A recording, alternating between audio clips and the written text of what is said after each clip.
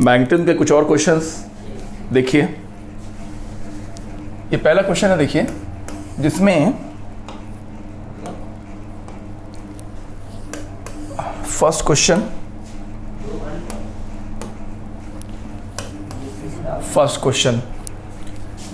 यहाँ पर एक करंट है वायर में, I1 करंट है, और इस करंट की वजह से यहाँ पर मैग्नेटिक फील्ड होगा और वायर के पास मैग्नेटिक फील्ड स्ट्रांग होगी और जैसे जैसे हम दूर जाएंगे मैग्नेटिक फील्ड की वैल्यू वीक होती जाएगी। ठीक है ना।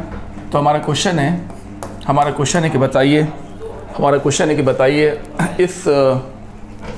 इस बॉडी पर, ये जो एक ट्रेंगुलर बॉडी है, ट्रेंगुलर शेप का वायर है जिसमें I करंट फ्लो हो रही है, इसमें I2 करंट फ्लो हो रही है, देखिए लिखा हुआ है I2 करंट फ्लो हो रही है, उसमें फोर्स किस डायरेक्शन में होगा, नेट फोर्स किस डायरेक्शन में होगा, ये हमारा क्वेश्चन है।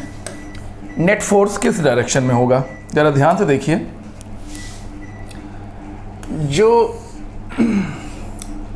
ये जो साइड है वो हार्ड मैग्नेटिक फील्ड में है, स्ट्रॉन्ग मैग्नेटिक फील्ड में है, तो इस पर फोर्स की वैल्यू भी ज़्यादा होगी।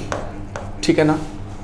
ये वीक फील्ड में है तो इस पर फोर्स की वैल्यू यानी कि फोर्स का मैग्नीट्यूड कम होगा और इस पर फोर्स का मैग्नीट्यूड डाउनवर्ड होगा जो कि मीडियम लेवल पे रहेगा। ठीक है ना। तो अब यहाँ पे बात आती है कि नेट फोर्स किस तरफ होगा। ज़रा ध्यान से देखो, F1 बड़ा फोर्स है तो इसका ये कंपोनेंट X कंपोनेंट और ये Y कंपोनेंट बड़े बड़े होंगे। ठीक है ना। और ज़रा ध्यान से देखो, ये तो F1 की बात हो गई, और F2 फोर्स की वैल्यू थोड़ी सी कम है, तो वैल्यू कम होने की वजह से इसका X कंपोनेंट और इसका X कंपोनेंट और इसका Y कंपोनेंट भी कम होगा, यानी कि कम छोटी वैल्यू का होगा। ये F2 फोर्स है, रेड बना हुआ है, ये F2 का X कंपोनेंट और ये F2 का Y कंपोनेंट, जबकि ये F1 फोर्स है, ये X कंपोनेंट उसका और ये उसका Y कंपोनेंट। और तीसरा फोर्स ये देखिए, ये है F3 न्यूटन।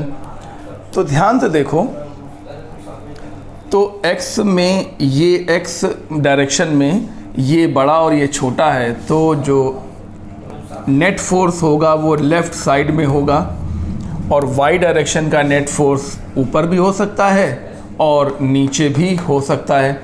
इस प्रकार से अगर ऊपर हुआ तो रिजल्टेंट इधर जाएगा, अगर Y कंपोनेंट ऊपर हुआ तो रिजल्टेंट इधर जाएगा, यानी कि नेट फोर्स इस डायरेक्शन में होगा। और अगर Y कंपोनेंट डाउनवर्ड डायरेक्शन में हुआ तो रिजल्टेंट पैरेललोग्राम मेथड से, जैसे यहाँ पर किया वैसे यहाँ पर इस तरफ जाएगा। इस प्रकार से ये तय हो चुका है कि F नेट या तो X और Y के बीच में होगा या फिर X और माइनस Y के बीच में होगा। ऐसा कोई एब्सोल्यूट डायरेक्शन नहीं होगा, जैसे कह रहे हैं लेफ़्ट साइड में होगा, यहाँ पे कह रहे हैं राइट साइड में होगा नेट फोर्स, सवाल ही नहीं उठता। यहाँ पे कह रहे हैं कि नेट फोर्स अपवर्ड होगा, यहाँ पे कह रहे हैं नेट फोर्स डाउनवर्ड होगा। ऐसा कुछ भी नहीं हो पाएगा। कारण बहुत साफ है, F1 एक बड़ा फोर्स है तो इसके कंपोनेंट्स भी बड़े होंगे, ये X कंपोनेंट और ये Y कंपोनेंट। F2 एक छोटा फोर्स है, छोटा फोर्स होने की वजह से इसका X कंपोनेंट और Y कंपोनेंट भी छोटे छोटे होंगे। और ये रहा तीसरा फोर्स F3। ठीक है ना। तो अब अगर ध्यान से देखो तो X डायरेक्शन पर ये फोर्स बड़ा और ये फोर्स छोटा है। X डायरेक्शन का ये फोर्स बड़ा और ये फोर्स छोटा है। और Y डायरेक्शन की बात करें जहाँ तक, तो Y डायरेक्शन में इस तरफ दो फोर्सेस हैं और इस तरफ एक फोर्स है। तो अगर हम X की बात करेंगे तो माइनस X की तरफ वाला फोर्स कंपोनेंट बड़ा है और प्लस X की तरफ वाला छोटा है, तो जो X डायरेक्शन का फोर्स बनेगा वो डेफिनेटली लेफ़्ट डायरेक्शन में ही बनेगा, जबकि Y डायरेक्शन का फोर्स साफ नज़र आ रहा है, ऊपर भी हो सकता है और नीचे भी हो सकता है। अगर वो ऊपर हुआ तो पैरेललोग्राम मेथड से पैरेललोग्राम मेथड से रिजल्टेंट इस तरफ आएगा, रिजल्टेंट मतलब नेट फोर्स। और अगर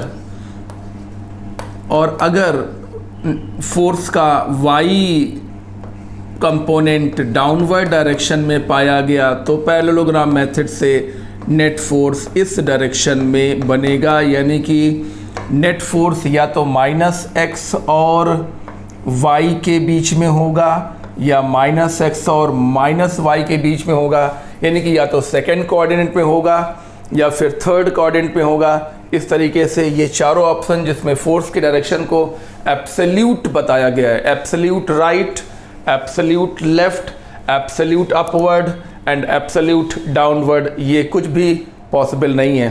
क्वेश्चन कॉन्सेप्चुअल है, इसको रिवाइज करिए, इसमें थोड़ा सा वेक्टर भी अप्लाई किया गया है, इसको रिवाइज करिए फिर अगला क्वेश्चन डिस्कस करते हैं। 21 पे सबसे सही ठंडा था।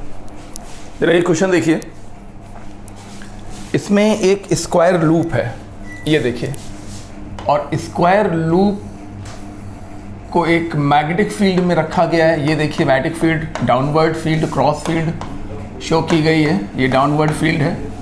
और अब इस कॉइल को इस एक्सिस के अबाउट एंगुलर वेलोसिटी ओमेगा से रोटेट करा दिया बाय 180 डिग्री। तो अच्छा, फील्ड की वैल्यू देखो, फील्ड की वैल्यू 2 टेस्ला, कॉइल का एरिया 20 सेंटीमीटर स्क्वायर और 180 डिग्री घुमा दिया तो 0.01 सेकेंड में इंड्यूस्ड ईएमएफ, इंड्यूस्ड करंट और इंड्यूस्ड चार्ज फ्लोड की वैल्यू कैलकुलेट करनी है। देखिए, जब किसी चीज़ को इस तरीके से और अचानक 180 डिग्री घुमा देंगे और इस दौरान इंड्यूस्ड ईएमएफ पूछेंगे तो ये एवरेज इंड्यूस्ड ईएमएफ होगा, एवरेज इंड्यूस्ड ईएमएफ, जो कि minus delta phi upon delta T होता है। डेल्टा फाई का मतलब हो गया phi 2 minus phi 1 final minus initial upon इस रोटेशन में लगने वाला समय जो भी लगा हो। तो ज़रा ध्यान से देखिए, तो फाई 1 की वैल्यू BA cos 180 होगा, यानी कि -BA होगा। cos 180 क्यों होगा?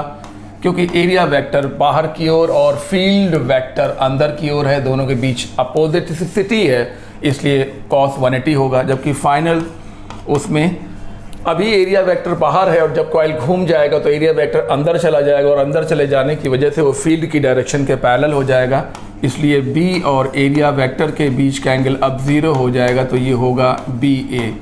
इस तरीके से इन दोनों को यहाँ रखने पर हमें क्या मिलता है? Final BA minus BA upon delta T, यानी कि माइनस का 2BA अपॉन डेल्टा T। इसकी वैल्यूज़ पुट कर दो, -2B की वैल्यू 2 और A की वैल्यू 20 सेंटीमीटर स्क्वायर को हमने मीटर स्क्वायर में कन्वर्ट किया और अपॉन टाइम 0.01, ठीक है।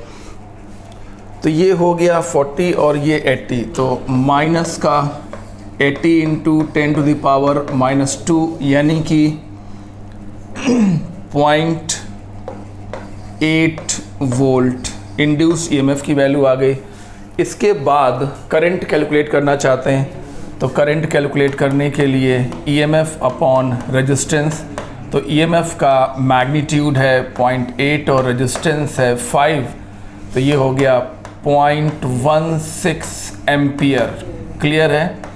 और जैसा कि हम जानते हैं कि I को हम कहते हैं the rate of flow of charge dq by dt, तो dq is equal to I dt, delta t कर लो, इंटरवल बड़ा है, I dt और I की वैल्यू 0.16 और टाइम जो लगा है वो 0.01, तो ये हुआ 1.6 into 10 to the power -3 coulomb, ठीक है ना। इस तरीके से हम लोगों ने पहले एवरेज इंड्यूस्ड ईएमएफ, फिर इंड्यूस्ड करंट और फिर इंड्यूस्ड फ्लो ऑफ चार्ज को कैलकुलेट किया। इसको रिवाइज करिए, ये एवरेज ईएमएफ से रिलेटेड क्वेश्चन था। जरा इस क्वेश्चन को देखिए। इस क्वेश्चन में एक कॉइल जिसमें कि 200 टर्न है, ठीक है ना, डेटा नोट करते जा रहा है जल्दी जल्दी। n is equal to 200 turns और wire having total resistance of 2 ohm, wire का रेजिस्टेंस 2 ओम है। क्वेश्चन पहले समझा रहे हैं। और स्क्वायर की जो साइड है वो 18 सेंटीमीटर लंबी है, 18 सेंटीमीटर। और यूनिफॉर्म मैग्नेटिक फील्ड 0 से, अच्छा फील्ड जो है वो 0 टेस्ला से लेके 0.5 टेस्ला तक वेरिएबल कराई गई है, यानी कि वेरी कराई गई है, इंक्रीज़ कराई गई है। और ये सारा का सारा प्रोसेस 0.8 सेकेंड में किया गया है। तो इस प्रोसेस के दौरान इंड्यूस्ड ईएमएफ का मैग्नीट्यूड कैलकुलेट करना है, magnitude of induced EMF current भी कैलकुलेट करना है, ठीक है ना। ये हमारा प्रॉब्लम है। चलिए भाई, जैसे कि आप लोग जानते हैं कि flux is equal to NBA, ठीक है ना। और मैग्नेटिक फील्ड कॉइल के परपेंडिकुलर है, तो जो फील्ड कॉइल के परपेंडिकुलर है और एरिया वेक्टर भी कॉइल के परपेंडिकुलर ही होता है, तो ये हो गया cos 0 मतलब 1 हो गया, ठीक है ना। फील्ड वेक्टर और एरिया वेक्टर एक ही डायरेक्शन में आ गए। क्यों आ गए? क्योंकि फील्ड कॉइल के प्लेन के परपेंडिकुलर है और एरिया वेक्टर भी कॉइल के प्लेन के परपेंडिकुलर होता है। इस प्रकार से बी वेक्टर और एरिया वेक्टर सेम डायरेक्शन में आ जाने की वजह से एंगल cos 0 होगा 0, तो NBA हो गया। अब induce EMF is equal to delta phi upon delta t, minus नहीं लगाया, इसका मतलब है मैग्नीट्यूड, क्योंकि मैग्नीट्यूड ही तो पूछा गया है, इसलिए देखो मॉड लगा हुआ है, और मॉड लगा हुआ है मतलब माइनस साइन का इस्तेमाल नहीं करना है, ठीक है ना। तो delta upon delta T of what NBA, तो जो चीज़ें कांस्टेंट हैं वो तो बाहर ले ली जाएंगी और ये हो जाएगा delta B upon delta t, delta B upon delta t. तो नंबर ऑफ टर्न्स 200, एरिया 18 का स्क्वायर और साथ में 10 to the power -4, change in magnetic field 0.5 और इस परिवर्तन में लगने वाला समय 0.8। तो एक तो पॉइंट से ये पॉइंट हटा दो, हटाने के बाद सिंप्लीफाई करो तो ये 25 हो गया। 25 और 18 का स्क्वायर 324 होता है। ये सब स्क्वायर पता होना चाहिए। 12 से लेके, हाँ 11 तो ठीक ही है, खैर 12 से लेके 19 तक का स्क्वायर ज़रूर पता कर लीजिए। आज ही अपना कैलकुलेटर से निकाल लीजिए, डेटा नोट कर लीजिए और उसको हमेशा के लिए तैयार कर लीजिए। तो 18 का स्क्वायर 324 हो गया, इंटू 5 हो गया, अपॉन 8 हट गया था, 10 टू द पावर -4 हो गया। तो इसको सॉल्व करने पे तुम लगभग देखना 40500 10 टू द पावर -4 के अप्रॉक्सीमेटली रिजल्ट आ रहा है। और जब ये 10 टू पावर -4 इसके साथ अंदर आएगा, मतलब कि एडजस्टमेंट किया जाएगा, तो ये लगभग 4.05 वोल्ट इंड्यूस्ड EMF की वैल्यू आएगी, ठीक है ना। देखिए सभी को मालूम है, फैराडे ने बहुत पहले ये बात बता दी थी, जब भी किसी कॉइल से होकर गुजरने वाले फ्लक्स में चेंज होता है तो कॉइल में एक अदृश्य यानी कि इनविजिबल सेल बन जाता है और उस सेल को हम इंड्यूस्ड सेल कहते हैं और उसकी ताकत को यानी कि उसके EMF को हम लोग इंड्यूस्ड EMF नाम से जानते हैं। उस EMF की वजह से जो करंट फ्लो होने लगता है उसको हम लोग इंड्यूस्ड करंट के नाम से जानते हैं और उसी से रिलेटेड है इंड्यूस्ड चार्ज। तो अब induced current is equal to EMF upon coil का रेजिस्टेंस, ये 4.05 और रेजिस्टेंस 2 है, तो ये हो गया 2.025 एम्पियर, जिसे ऑप्शन में अप्रॉक्सीमेटली 2 एम्पियर बोला जा सकता है। ये अप्रॉक्सीमेटली 2 एम्पियर है। ये क्वेश्चन रिवाइज करिए, फिर अगला क्वेश्चन डिस्कस करते हैं। जरा क्वेश्चन देखिए, इसमें magnetic flux through a metal ring varies with time t as this. ये मैग्नेटिक फ्लक्स का वेरिएशन है विद टाइम।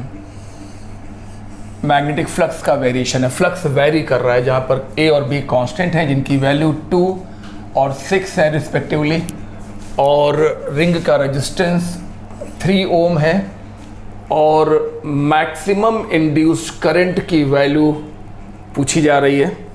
जो चीज़ें दी थी वो सब हमने बता दी है। देखिए प्रोसेस क्या होगा, बदलते हुए फ्लक्स की मदद से हम इंड्यूस्ड ईएमएफ कैलकुलेट कर सकते हैं। इंड्यूस्ड ईएमएफ में रेजिस्टेंस को डिवाइड करके हम करंट कैलकुलेट कर सकते हैं और फिर करंट के मैक्सिमा या मिनिमा के लिए मैक्सिमा और मिनिमा का कॉन्सेप्ट लगाकर हम प्रॉब्लम को कंक्लूड करेंगे, इसके सॉल्यूशन को मैच्योर करेंगे। तो सबसे पहले हम इंड्यूस्ड ईएमएफ की बात करें। Induced EMF is equal to d phi by d t with minus sign. तो -3 बाहर आ गया और जब अंदर डिफ्रेंशिएट करना शुरू किया तो 3a² माइनस 2bt आया, ठीक है ना। नाउ इंड्यूस्ड करंट जो कि इंड्यूस्ड ईएमएफ अपॉन रेजिस्टेंस होगा यानी कि -3 और साथ में 3a² माइनस 2bt और बाई 3 कैंसिल करने के बाद माइनस का 3a² माइनस 2bt आएगा। करंट की इक्वेशन आने के बाद अब हमें करंट के मैक्सिमा की कंडीशन बनानी है। तो तुमको पता होना चाहिए कि for any physical quantity to be maximum its first derivative should be equal to 0, यानी कि di/dt should be equal to 0। तो इसको डिफ्रेंशिएट करो और 0 से इक्वेट करो। तो ये माइनस हो गया और ब्रैकेट में ये हो गया 680 minus b, no 680 minus 2b, b नहीं 2b लगा हुआ है। तो 6ab minus 2b is equal to 0। तो यहाँ से आया 680 इज इक्वल टू 2b। तो कैंसिल करोगे तो 380 इज इक्वल टू b, यानी कि t is equal to b/3a, ठीक है ना। यानी कि ये वो टाइम है एक्सपेरिमेंट शुरू होने के बाद, इतने टाइम बाद करंट विल बी मैक्सिमम।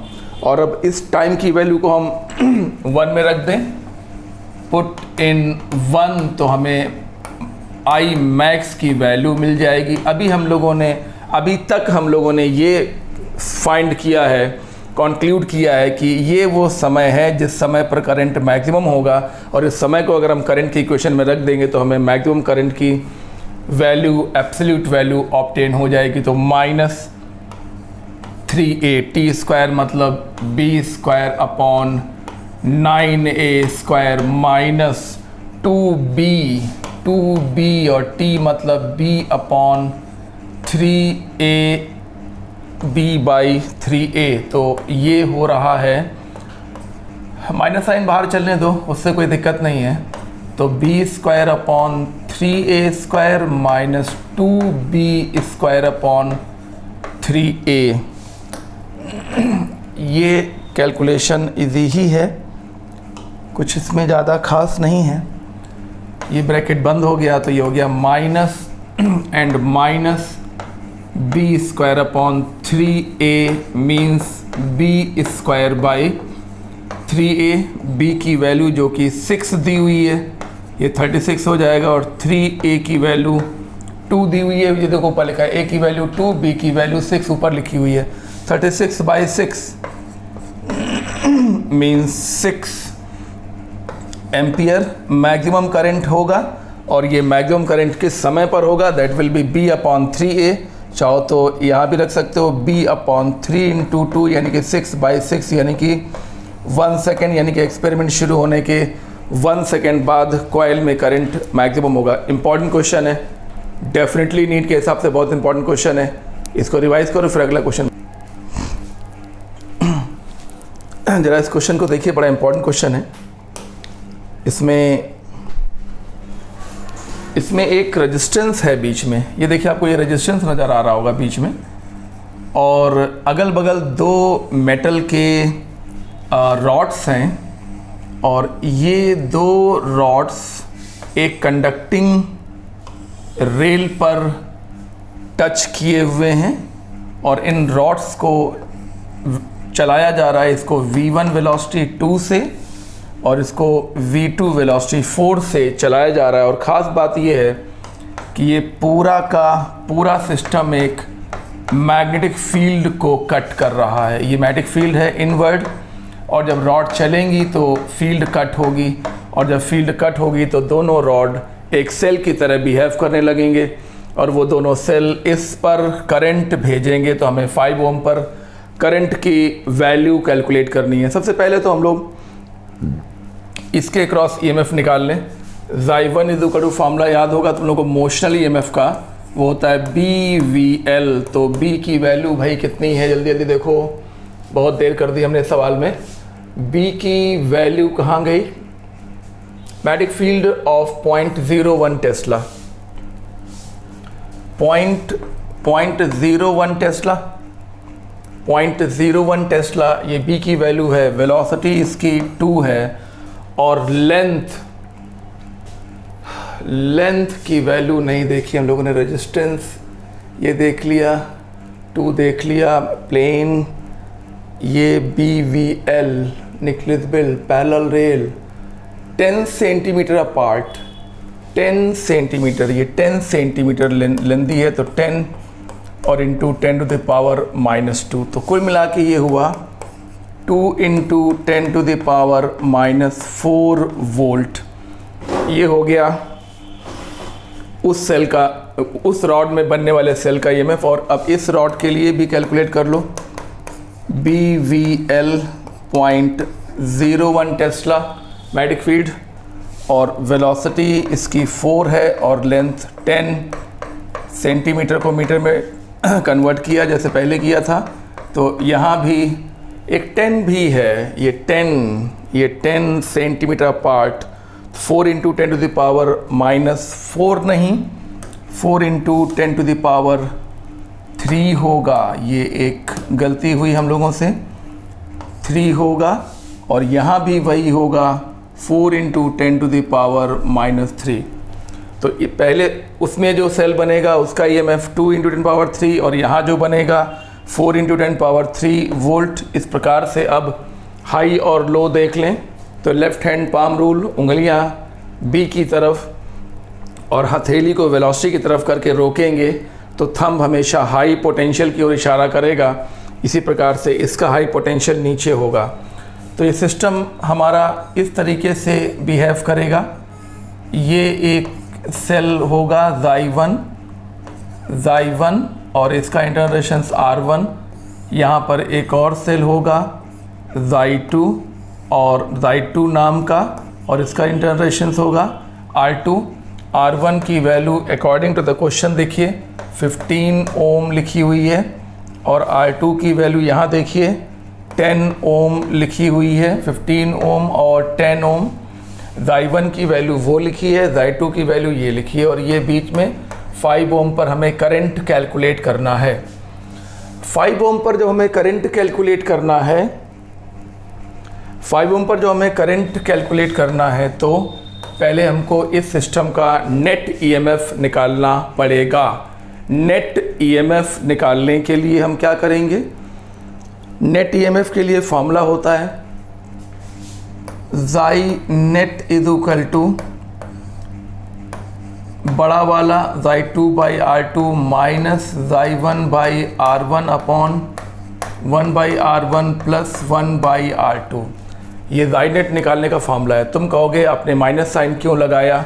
क्योंकि ये दो सेल्स पैरेलल में हैं और पॉइंट C पर इसका प्लस है और इसका माइनस है, तो अगर ऐसा उल्टा काम हो तो माइनस साइन लगाते हैं। अगर दोनों के प्लस C पर होते या दोनों के माइनस C पर होते तो हम इस फॉर्मूले में प्लस साइन का इस्तेमाल ज़रूर करते। चलिए, इतनी बातें हो गई, तो अब वैल्यू पुट करने का काम भी जल्दी कर लिया जाए। चलो, तो Xi2 और Xi1 में 10 टू द पावर -3 कॉमन होने की वजह से 10 टू द पावर -3 कॉमन ले लिया जाए तो जल्दी हो जाएगा। तो ये हो गया 4 by 10 minus 4 by 10 minus 2 by 15, 4 by 10 minus 2 by 15 upon 1 by 15 plus 1 by 10, 1/15 plus 1/10, ठीक है ना। इतना देखिए, फिर आगे बताएं। तो ये क्वेश्चन इस फॉर्म में कन्वर्ट हुआ था कि ये और इसके बाद ये बीच में 5 ओम का रेजिस्टेंस था। वही क्वेश्चन है, उसी को नए पेज में बता रहे हैं क्योंकि उसमें जगह भर गई थी। उसी को नए पेज में बता रहे हैं, ध्यान दिला रहे हैं कि कहाँ क्या था। I1 की वैल्यू ये थी, R1 की वैल्यू 15 ओम थी, I2 की वैल्यू 4 × 10⁻³ और R2 की वैल्यू 10 ओम थी। ध्यान आ रहा होगा। इस प्रकार से ये दोनों सेल पैरेलल में हैं क्योंकि दोनों के एक एक एंड D पर हैं और एक एक एंड C पर हैं, इसलिए ये दोनों सेल्स पैरेलल में हैं। तो जैसा कि हमने पहले भी कहा था कि अब Zynet निकाल लेना चाहिए। Non identical sales in parallel का फंडा लगेगा और जो रेशियो बड़ा होगा उसको पहले और जो छोटा होगा उसको बाद में नोट किया जाना चाहिए अपॉन 1/R1 प्लस 1/R2। ये non similar sales in parallel का Zynet निकालने का मोस्ट इम्पॉर्टेंट फार्मूला होता है। 10⁻³ दोनों में होने की वजह से बाहर निकाल लो, ठीक है ना। और अब आगे बढ़ते हैं, ये हो जाएगा 4/10 और ये हो जाएगा 2/15 और उसके आगे 1/15 प्लस 1/10। सो 10⁻³ और यहाँ पर 60 - 40 और अपॉन में 150 एलसीएम है और नीचे देखो तो 10 प्लस 15 और एलसीएम 150। तो 150 और 150 ये वो लेके आओ, वो जो रैकेट उधर रखा है ना, ये जो उड़ रहा है ना, इसको हटाओ पहले। तो चल नहीं रहा सर, वो है, चल नहीं रहा। अच्छा, चार्जिंग पे तो ऐसे लगाओ जैसे बहुत तेज चल रहा है। तुमने सर लगाया गया, बहुत दिन से रखा था, तो ये इसको ठीक है। तो ये हुआ, कितना हुआ, 15, 60 और -20, तो ये हुआ 20 - 25 × 10⁻³ यानी कि 4/5 × 10⁻³ ये नेट EMF कैलकुलेट होके आ गया। और अब R-net कैलकुलेट करेंगे। R-net = R1 R2 upon R1 plus R2 यानी कि 15 × 10 अपॉन 15 प्लस 10 यानी कि 25, यानी कि ये आ गया 150/25 यानी कि 6 ओम। तो अब 5 ओम पर जाने वाली करंट की वैल्यू कैलकुलेट करने जा रहे हैं। इतना देखिए,